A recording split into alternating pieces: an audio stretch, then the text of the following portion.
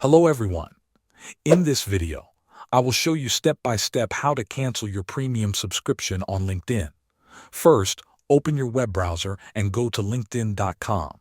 Sign into your account using your email and password. Once you are logged in, look at the top right corner of your screen. You will see your profile picture with the word Me under it. Click the Me icon. From the drop-down menu, select Settings and Privacy. This will take you to your account settings page. Next, click on Account Preferences on the left side of the screen. Scroll down until you find the section called Subscriptions. Under Subscriptions, select Manage Premium.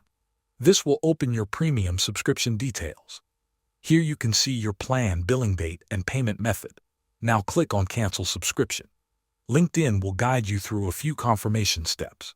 You may be asked why you are canceling. Choose a reason and continue.